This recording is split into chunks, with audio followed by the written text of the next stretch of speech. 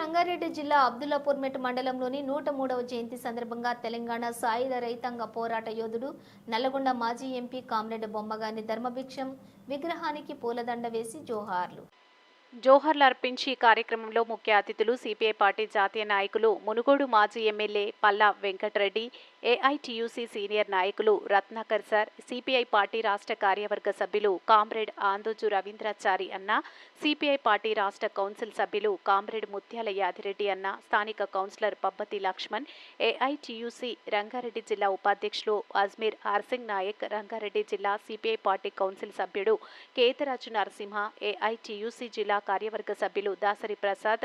Jannaram colony శాఖ కార్యదర్శి నాగవల్లి యాదగిరి, సహాయ కార్యదర్శులు కామిల్లా చందన, పానుగంటి సాయిలు, యాటమూర్తి, రాముగౌడ్, నాగయ్య, యాకయ్య, సంజీవ, ఉప్పలయ్య, కర్తల మల్లయ్య, దర్శనం లింగయ్య, వాసిరెడ్డి, లక్ష్మీప్రియ, రమేష్, అన్నపూర్ణ, సుల్తాన్, నరసయ్య, రుద్రహరం పార్వతమ్మ, ఎం లక్ష్మి, కమల, కత్తుల మురళి తదితరులు ఈ కార్యక్రమంలో పాల్గొన్నారు. ఆ జెండా కిందకి తీసుకొచ్చి అది గీతా పనివాళ్ళ సంఘంగా పెట్టి అది దేశంతో గుర్తింపు తీసుకురావడానికి వాళ్ళ తెలంగాణ, ఆంధ్రప్రదేశ్ తర్వాత కేరళ రాష్ట్రంలో చాలా బలమైన సంఘంగా ఇవాళ గీతా పనివాళ్ళ సంఘం ఉన్నది. అందువల్ల అలాంటి కాంపిటేట్ మనం ఒకసారి జోహార్లు అర్పిస్తూ వారు ఏ ఆశయంతో మరి